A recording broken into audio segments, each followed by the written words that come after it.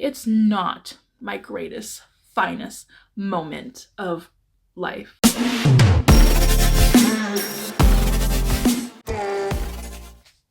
Okay, hi, my bookish friends. Okay, so as the title says, this is our February wrap up. Let's talk about my downfall, because if you watched my January wrap up, then you know that that month was amazing. Like, the reading gods provided, they they just blessed me that month. But I guess I can't get blessed 2 months in a row because I had a downfall. I did get humbled, unfortunately. Yeah, but anyway, let's get to it. Oh my gosh, Paulton is not here right now. He is taking a break. He's this reading month, he's more affected by it than I am, because the reading month was so good last month that he kind of took it hard this month. So he's not here, meaning that he's upstairs and I'm too lazy to go get him. But hey, it works. It works either way. So yeah. So the first book that I have, which I don't know if I read this first, but whatever. Don't You Dare by C.E. Ricci. Now, honestly, as soon as I read this book, I did forget all about it. I did finish it, I believe. Yes, I do have the audiobook as well, so I guess I did listen to this on Audible. I don't really know why, but I did. It was a good audiobook, so yeah. I think this was a 3-star. Honestly, my brain. I'm telling you, I forgot I read this book. It was good, but if I'm being honest, I think the reason why I got the audiobook was because I got a little tempted to DNF, but I didn't want to DNF the book, and I thought it was interesting enough to where I was, curious about how it ended, so I got the audiobook. So, yeah. What is this story about? Oh, okay. So, from my recollection, this story is about, well, as you know, in the title, Don't You Dare. So, dare is in the title. These are about, this is an romance. This is sports romance as well, I believe. Well, one of the guys, he does the sports, the other one doesn't. But yeah, anyways, sports romance. Wait. No? Do they both do sports? No, it's just the one guy. Okay, anyway, whatever. Sports romance. They're in college. They're childhood best friends to lovers. They known each other their whole lives. They're roommates. I don't know if I just mentioned that, but yeah, they're roommates. So this started with their senior year, where they got dared to kiss each other, and it kind of just set place after that, because one of the guys didn't really think much about it, but then the other guy, he for years, 3 years or so, has been keeping the secret that he does like his best friend. So that was senior year, and that was the prologue, I believe. But then the start of the book is, I don't remember, they're in college, I don't remember which year, but then they get dared again, and well, that's where it kind of, it starts, It's more than a dare. So, yeah. I really don't have much to say about this book, because I remember things, but I don't remember things, and I don't remember enough to really talk about it. It was good. It was a 3-star, but it was one of those books that I will forget about. Well, I've already forgotten about it. So, yeah. I don't have much to say about it. But anyway, 3 stars. It was good. Okay, next was The Nightblade Boys, which is another romance. This is also sports, but they do fencing. So, yeah. Yeah, this is also childhood friends to enemies to lovers romance. Honestly, I did get tempted to DNF. I did want to DNF this book, but I didn't. It was okay. It's around a 3-star. If I'm being honest, it's probably a 2.9, but I'm probably gonna be nice and give it a 3-star. Like the both of the MMCs, I liked them. I did care about them. And their story was cute. Like, they were cute together. They were. But, you know, it was just, you know, it could have been better. You know, it definitely could have been better. It wasn't giving me, you know, it wasn't giving me To Catch a Firefly, The Tragedy of Felix and Jake, or any of the other MM romances that I love. It wasn't, you know, it just, I wasn't obsessed with them, you know, and I did get bored and I wanted to DNF. And honestly, this is the first book in this series. It's going to be a series or a trilogy. I don't know. Anyway, this book just came out. I believe it came out in January. So the second book is nowhere near coming out, which is very unfortunate because I'm gonna be honest. What really kept me going through this book, and by the way, it's short. It's not a long book. But what kept me reading this book were the side characters. I'm gonna be honest. Because the tension, the crumbs that Ace and Levi, which they're the side characters, them, oh my god, like I wanted to know more and more and more and more. And this wasn't their book. And their book, the author is currently working on. But, oh, I have no idea when it's gonna be out. Oh, okay. Well, anyway, what this book is about, so like I said, right? I said they're childhood friends to enemies to lovers, right? So when they were friends, it was in the past, but in the present, in the beginning of this book, they're both a part of this fencing club, and that's when and this is like years after they have seen each other, because it's been years. I believe when they were friends, it was in middle school, and now they're seniors in high school. So it's been years since they've seen each other. And one of the MMCs is actually happy to see him because, well, that was his only friend as a child. But then the other MMC, which is Alex, he is not so happy to see him, or he pretends that he's not. Anyway, but he's just, oh, I can't waste my curse word. Okay, he's just mean. Okay, I'll say that. It took me way too long to think of a substitute word for that. Anyway, yeah, he's just mean, and I cannot say why, or else it would be a spoiler. So yeah. And also you kind of got like the grumpy sunshine aspect to it. Like Noel is sunshine, Alex is grumpy, and yeah, and you know what? Because they fight so much in the fencing club, the coach was like, okay, you two have like, the coach basically said that they have to like start working together or whatever, or she's gonna kick them both off the team. And because she did that, you know, ultimately what happens, they of course eventually progress into what's the word? I don't know, reconciliation? Okay, whatever.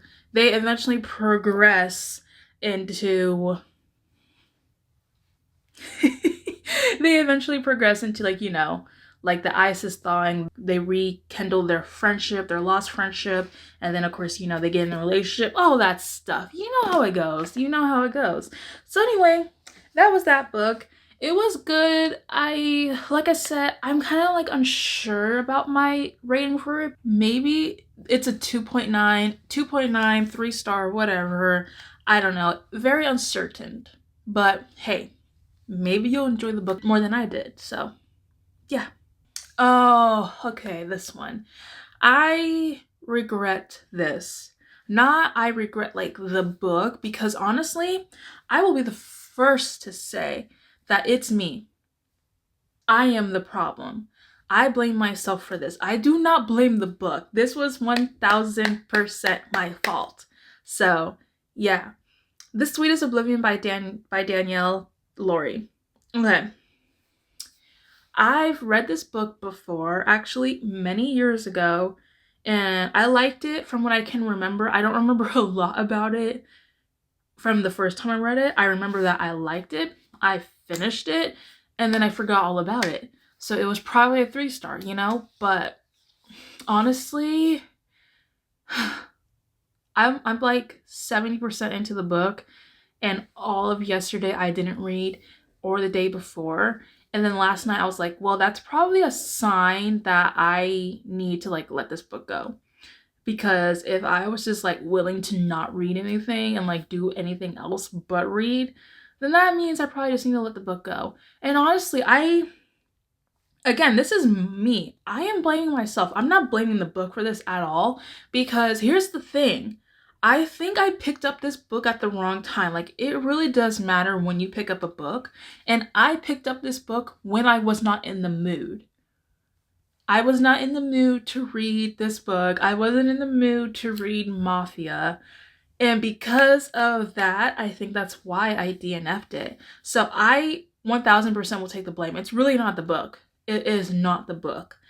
And I want to one day, hopefully sometime in this 2025, we still have plenty of time. Hopefully I pick up the book. But anyway, it's basically, so you have the MMC, Nico. Okay, you have Nico, the MMC, and then you have the FMC, Elena.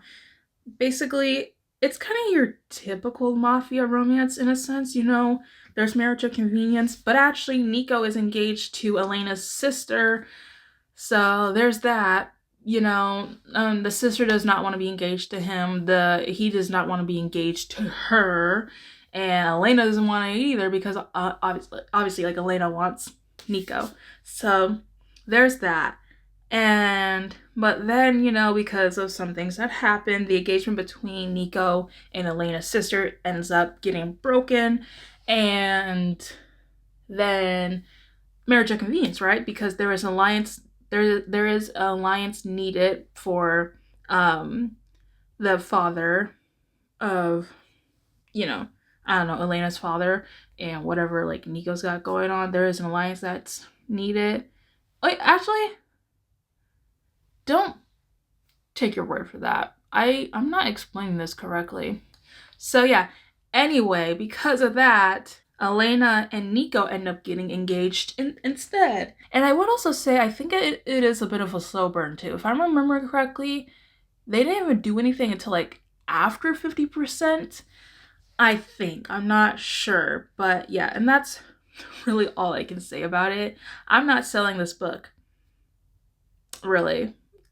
Unfortunately, I'm not describing it really well. I'm not describing anything well today. It's not my greatest, finest moment of life.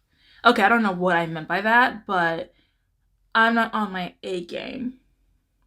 Well, am I ever? No, I'm not. Oh my god, okay, this is a book that doesn't really count at all because I kid you not, I think I only read like 20 pages or 30. That doesn't count. Burned and Bound by A. Winchester. Okay, I saw this book on TikTok. It's another MM romance, and I was like actually really looking forward to it, but here's what went wrong. I realized from the first page that this was a cowboy romance. And here is something that I already kind of knew about myself, that I knew that I was the type that probably would never like cowboy romances because there's just something about a cowboy romance that immediately turns me off from it. So, and then here's this book, Burned and Bound. I didn't know that it was a cowboy romance when I picked it up. And boy, from the first page, I was like, oh, but I was like, okay, I'm going to give it a chance. 30 pages is me giving it a chance, okay? I don't even know if I gave it 30 pages, but whatever. Whatever. So, yeah, I didn't make it that far into the book, clearly, because, yeah, no. But anyway, the little bit that I know about this book, it's an MM romance. They were childhood best friends to rivals, this is like, it's, there's some things from the past, there's things in the present, there is something that happens in the past that leads them to be rivals in the present. So yeah, apparently it's also supposed to be like a very emotional story, like it's supposed to touch on some heavy topics. So yeah, I cannot speak to that because, well, I didn't make it that far into the book, like I said. On that note, there is another romance that honestly I might pick up again. I kind of just like put it down.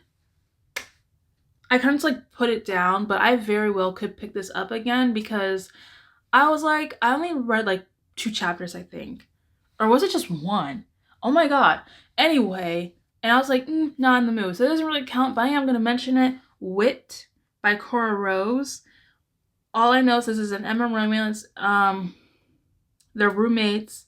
I think they're in college. Are they in college? I think they're in college. That's literally all I know. I don't know anything else. So, yeah. Oh my god. Oh my god. Oh my god. Oh my god. Oh my god. How the did I do this? Okay, I just used it. Who cares? Okay, anyway. Lawless God by Lola King. Okay, if you watched my January wrap-up video, which I'm assuming that you did because why the fuck didn't you?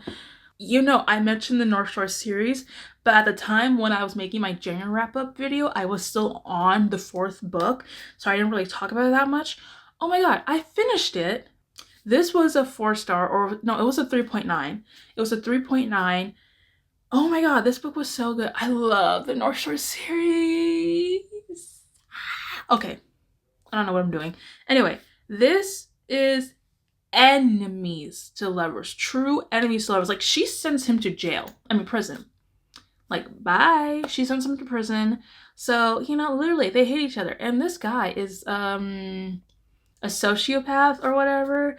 I don't know the difference between a psychopath or a sociopath. But, you know, he doesn't do emotions. But, you know, he actually tries to understand her emotions, you know. There is something to love about a man in these dark romances that don't have a lot of emotions, but then he tries to understand them for her. You know, there's something to say about that. There really, really is. Like, he will literally be like, he gets mad at her when she doesn't name the emotion that she's feeling. Like, he will literally tell her, name it. So then he can like make a mental record of that emotion and put it in his brain so he can understand her better. Like, what? Okay, so you got Kayla King. Kayla the Ruthless King. The FMC. She is the leader of the... What's it called? What's their crew called? Of the King's crew. No shit. Okay, well, yes, that was pretty obvious. Okay, she's the, you know, the leader of that crew. This whole series, because there's 4 books, this is the last book, you know, it takes place because there's like rival gangs. Like, the first 2 books are the NSC crew. The last 2 books, so Delightful Sins and Lawless God, those are the King's crew side of the book. So anyway, this book was so good. This book was so good. I don't have too much to say about it because honestly, it's kind of hard to talk about it, you know, without like spoiling it. But yeah, like I said, true enemies to lovers. Like I said, she did send him to prison. And then, of course, he gets out of prison. And then who's number 1 on his list to get revenge on? Her. And he forces her to marry him because he wants her to know what it feels like to have her freedom taken away, like she did to him. Anyway, this book was really good. So yeah, 3.9. Okay, this book, I read this just last week. This book was good. It was good.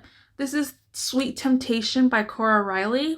It was cute. Like, this is the book I would recommend anybody who is just getting into dark romance. Like, this is the fluffiest dark romance that you could ever read. Like, honestly, it reminded me of like Wattpad, which, okay, that does not sound good. Like, believe me, it does not sound good. But here's my thinking. The reason why it reminded me of Wattpad was because when I first started getting into like dark romances, those were on Wattpad. And you know, kids are on there and they're writing or whatever. So like some of the dark romances that I was reading years ago when I was on Wattpad, those are written by kids. So of course, it was fluffy, you know. But when I say that this is fluffy or it reminds me of Wattpad, I don't mean that in a bad way. Like, I'm not saying don't read this book. This book is not Wattpad quality. It is better than Wattpad. I'm just saying that in like the fluffy sense, it kind of reminded me of that. I hope that makes sense. So, yeah. Anyway, it was really cute. It was really wholesome. It just gave me the feels because, oh my god, a dark romance that gives me wholesome vibes. Like what? A dark romance that's fluffy? Okay, this is single dad. This is age gap romance. This is, I don't know. Wait, marriage of convenience. There you go. There's the one. Yeah, marriage of convenience. Okay, so the FMC, she marries this guy because, you know, her father marries her off to the MMC because, you know, that also rises his position. So the father's like, yeah, you know. Anyway, and the MMC agrees to marry her because his wife just died and his father is like, you know, my grandchildren need a mother. And so there you go. So the FMC and the MMC, they get married, and the two children, the oldest, he's only two, and the youngest, the girl, she's like only a baby, like a few months old or so. So yeah, and honestly, it was really cute. I don't know, it was really cute, okay? It just was. And you know, like seeing her get close, like obviously you see them fall in love, you know, the FMC and the MMC, you see them fall in love, but then you also see her growing a bond with the children, and it was just so cute to see. It really, really, really was. So yeah, I don't know, it was. And it was a dark romance man who actually respected her. But then again, like I said, this was fluffy dark romance. Like, this was not your darkest romance that you could read. So yeah. But anyway, it was really good. 3 stars. If you're gonna take anything from this video, let this be the book that you read. Okay, wait, no. I got one more. But let this be one of the books that you read from this video. Last but certainly not least, oh my god, this was my 4-star read of the month. It was so good. It was so good. Did I make that clear? Do I need to say it again? It was so good. Okay, so this book. This is an MM romance. Can you tell that I love MM romances? Anyway, this is an okay. This is an MM romance. This is age gap. This is my first MM age gap romance. This, oh god, this book was so good. It had some emotional aspects to it. Like, I actually did cry when I read this. Happy ending. But yeah, I did cry. There's some time jumps in there, like, oh my god. Okay, so like I said, age gap, right? So one of the MMCs, they meet in this facility somewhere on an island. One of the MMCs is there because he is depressed. You know, he's depressed. So then the other MMC is there because he is an addict and something bad did happen that led him to having to be there. Just like the other MMC, both of them, obviously something bad happened. But yeah. And the older one, why am I blanking on their names? Oh my god. The older MMC, he is also recently divorced. And he has a daughter who is 2 at the time, I believe, when the story starts. And the younger MMC is 18 when they meet. And he's the one who has mental health issues. He's the one who struggles with his mental health. He has ADHD, I believe, if my memory is serving me correctly. He also, like I said, I did mention that he also has depression, and he has what else? Don't quote me on this, but I'm pretty sure he also does have autism. So You know, everything about this story was so beautiful. It was so sweet. I loved it. You know, like it was so good. And also found family. Like I said, the older MMC, he's recently divorced, but like they get along. Him and his ex-wife. They get along, and he gets along with his ex-wife's new husband, and his ex-wife gets along with, you know, the other MMC. You know, like it's found family, which you see that at the end of the book. It was so sweet, okay? Like you guys, this book was so good. If you take anything from this video, forget what I said last time. Read this book, okay? It kind of gave me, like, if you like the tragedy of Felix and Jake, those books aren't similar at all. But like, the only thing that's really similar about that book and this book, Exiled, is that there is some addiction, you know, like, you know, one of the MMCs has addiction. Addiction. But anyway, that's really all it. That's like similar. But yeah. So yeah, anyway, the tension, the yearning, it was so good between these two MMCs. So like I said, when they meet, they're at that facility. They have 6 weeks together, and they, you know, they get to know each other. There's a lot of spice, you know, in that time. And then it's really hard for me to continue, because if I continue, I'm about to spoil it. So you know what? I'm gonna just leave it there. I'm gonna leave it there, but I highly recommend you pick up this book. Like, seriously, I don't think you'll regret it. Skylar and Nolan. Oh my god, those are their names. Why did I forget? Anyway, those are their names. Anyway, I loved that book. I love them. I love the story. Everything, okay? Like, oh, it was so good. So yeah, please read it. So yeah, that was my 4-star read, by the way, in case I didn't already say that. But yeah. Anyway, this video was very much all over the place, but this was not my best work. But hey, I did say don't expect greatness. I did say that in a video before. I don't remember which one. Actually, I think I do remember. No, I don't. Anyway, thank you for being here. I hope you had a better reading month than I did. But yeah, here's hoping that March is better. So yeah. Anyway, bye my bookish friends. Thank you for being here. Bye.